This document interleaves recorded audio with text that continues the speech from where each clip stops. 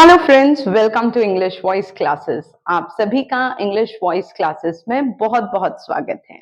I hope आप English बोलना सीख रहे होंगे। मेरे साथ छोटे छोटे स्टेप्स लेके आपने अपनी तैयारी जारी रखी होगी।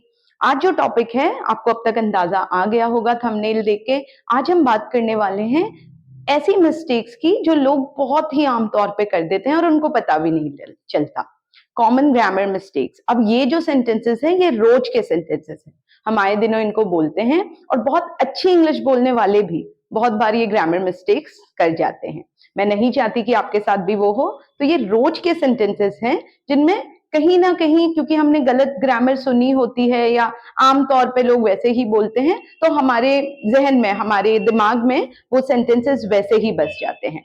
लेकिन आज आपको मैं वो सेंटेंसेस बिल्कुल करेक्ट ग्रामर के साथ सिखाऊंगी, ताकि जब आप इन रेगुलर सेंटेंसेस को बोलें आपके दिमाग में ये बात रहे कि इन सेंटेंसेस को ऐसे नहीं, ऐसे बोला जाता है। जैसा मैंने आपको बताया था, ग्रामर सीखना जरूरी होता है, क्योंकि जब आप इस की जगह, या जैसे आज मैं आपको सिखाऊंगी कि कैसे छोटी छोटी मिस्टेक्स होती हैं, आपको खुद अंदाजा आएगा ये छोटी मिस्टेक जरूर है पर ये सेंटेंसेस को गलत तरह से सामने रखती हैं। जब आप लोगों के सामने उन सेंटेंसेस को वैसे बोलते हैं, जिनको अच्छी इंग्लिश आती है उनको पता चल जाता है कि आप गलत तरीके से बोल रहे हैं।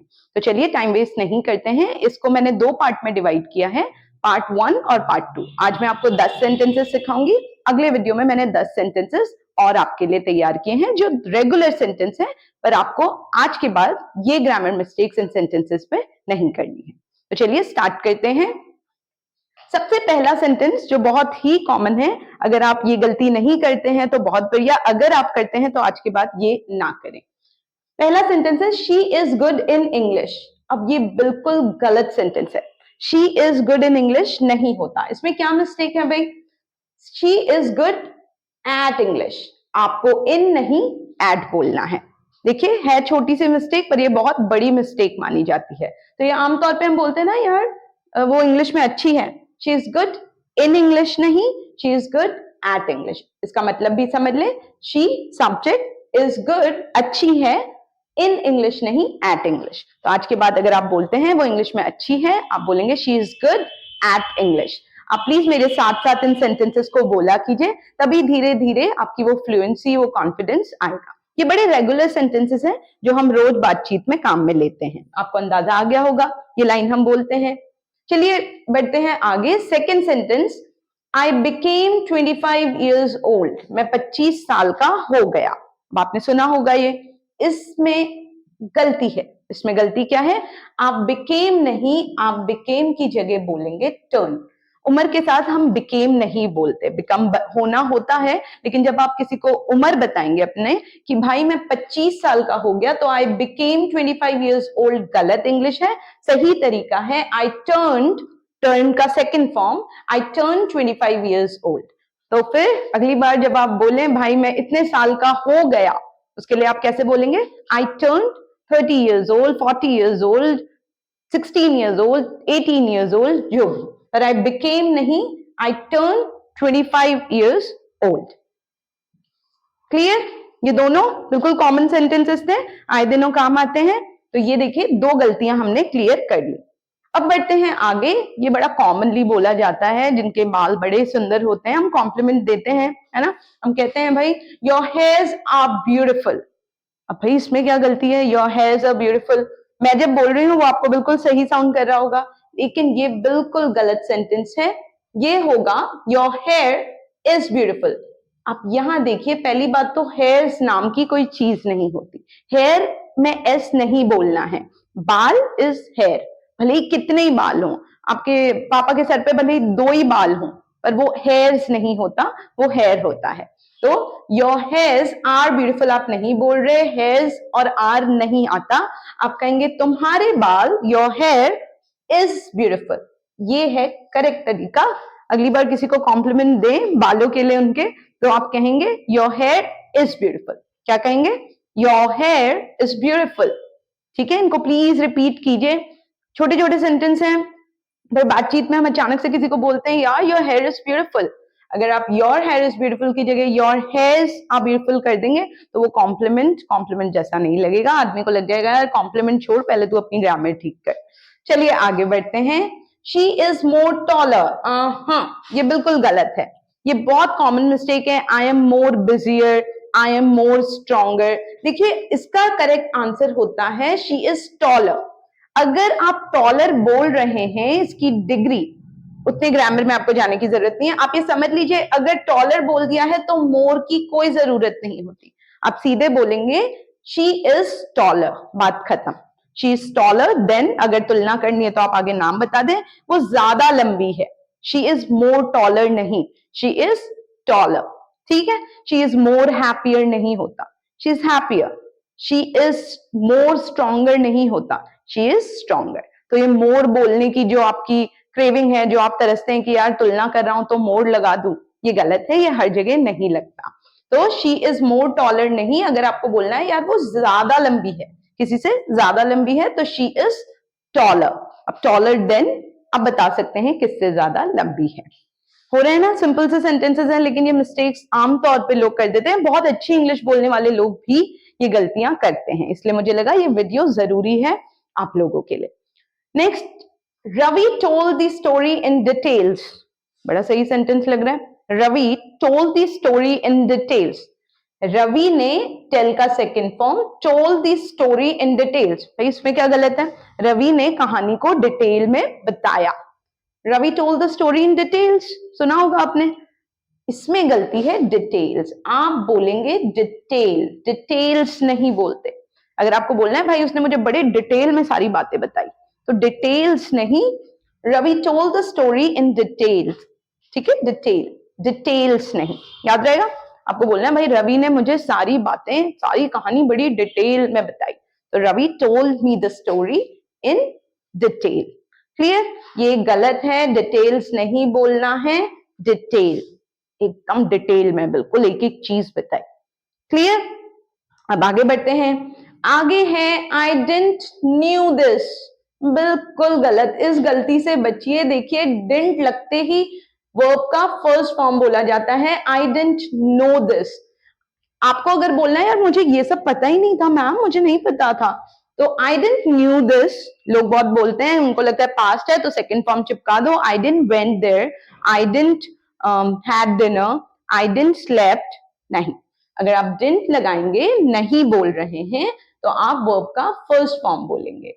आई डिडंट नो दिस, मुझे नहीं पता था, मेरे साथ साथ बोलते रहिए, ये सेट होता जाएगा। आई डिडंट नो दिस, मुझे ये नहीं पता था, किसी ने आपको बताया, तुझे पता है राहुल अब्रॉड चला गया, या तुझे पता है रीना की शादी हो गई, आप कहेंगे यार मुझे नहीं पता था।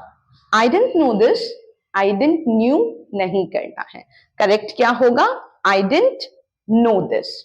आगे बढ़ते हैं, ये बड़ा कॉमन है, she is married with a lecturer, उसकी शादी लेक्चरर से हुई है, she is married with a lecturer. अब याद रखिए इसमें विद नहीं बोलते हम, to a lecturer, she is married to a lecturer, she is married to a lecturer, with नहीं बोलेंगे, वो लेक्चरर की जगह भले डॉक्टर ही क्यों ना हो, she is married to a lecturer, with नहीं बोलना है। आमतौर पे हम बताते हैं ना उससे शादी कर ली है, लॉयर से शादी कर ली है, तो उसने एक लेक्चरर से शादी कर ली है। She is married to a lecturer, with a lecturer, with a doctor, with a teacher नहीं होता, तो ये गलत तरीका है, विद अ लेक्चरर नहीं, आप बोलेंगे जिससे शादी की है टू अ लेक्चरर या to a doctor, to a teacher. Clear, she is married with a lecturer गलत है, she is married to a lecturer सही है। इनको प्लीज बहुत छोटी गलतियां मत मानिए, जो लोग सही इंग्लिश बोलते हैं, जिनने शुरू से सही सीखा होता है, माहौल में सीखा होता है, उनको पता होता है कि मैरिड विद नहीं होता है, मैरिड टू होता है, मैरिड टू, मैरिड विद नहीं, याद रहेगा। चलिए आगे बढ़ते हैं।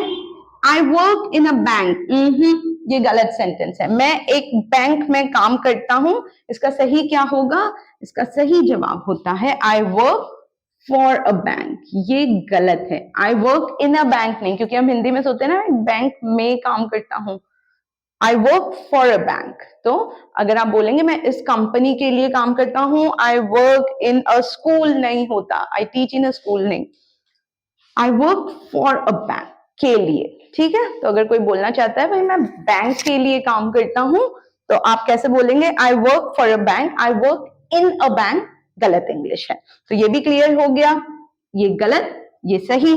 आगे बढ़ते हैं अपने 9th सेंटेंस की तरफ। There is no place in the hall. भाई इसमें क्या गलती है? There is no place in the hall.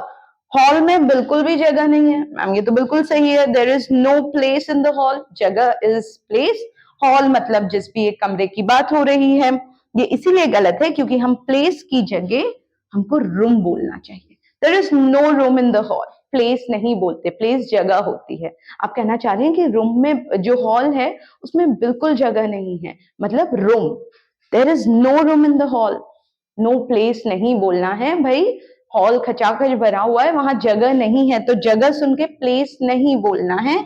सही तरीका होता है there is no room in the hall, hall में बिल्कुल जगह नहीं है, there is no room in the hall. याद रहेगा, there is no room in the hall.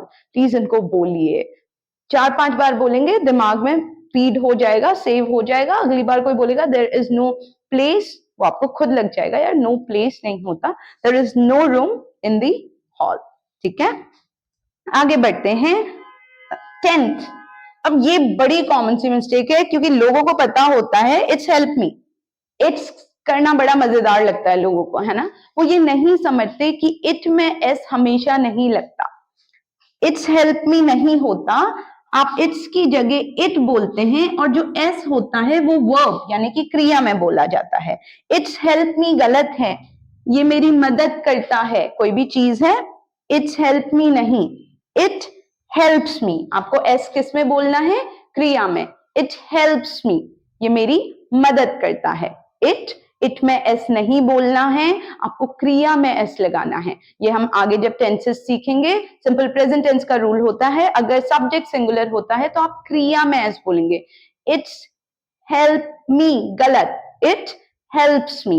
It को इट रहने दें, ये सब्जेक्ट है, उस चीज के लिए आप इट बोल रहे हैं, और एस आप किस में लगाएंगे? क्रिया में। It helps me, correct.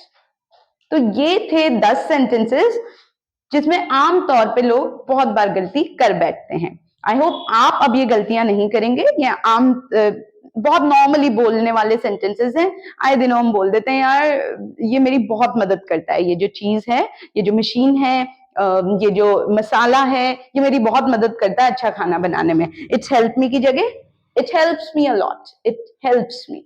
याद रहेगा। तो ये थे कुछ 10 सेंटेंसेस जिसमें लोग आमतौर पे ग्रामर मिस्टेक करते हैं। मैं ऐसे ही 10 सेंटेंस लेके फिर आऊंगी ताकि ये जो छोटी छोटी मिस्टेक्स हैं, एक तो प्रैक्टिस भी हो जाएगी, आप जब ये सेंटेंसेस बोलेंगे बिल्कुल आमतौर पे बोले जाने वाले सेंटेंस हैं, प्लस आपकी ग्रामर भी ठीक होती जाएगी। इस तरह से अगर आप ग्रामर सीखेंगे तो आप नॉर्मल जो और भी इस तरह के सेंटेंस होंगे उनमें गलतियां नहीं करेंगे। अगली बार जब आपको बोलना होगा ये मुझे खुश कर देता है, इट्स मेक मी हैप्पी की जगह आप क्या बोलेंगे? इट। आप क्रिया में एस बोलेंगे, इट मेक्स मी हैप्पी। ठीक है, तो ये थे 10 सेंटेंसेस। प्लीज इनको प्रैक्टिस कीजिए, हमारे वीडियोस देखते रहिए। अगर आपने चैनल को सब्सक्राइब नहीं किया है तो प्लीज चैनल को सब्सक्राइब कर दीजिए, बेल आइकन दबा दीजिएगा ताकि वीडियो आते ही आपको नोटिफिकेशन मिल जाए। अब मिलते हैं इसी वीडियो के पार्ट 2 में, ताकि आप 10 सेंटेंसेस और ऐसे सीख पाए बड़े आमतौर पे जो हम बोलते हैं, जिसमें छोटी छोटी लेकिन बहुत मेजर ग्रामर मिस्टेक्स लोग करते हैं। चलिए मिलते हैं अगले वीडियो में, तब तक के लिए बाय बाय।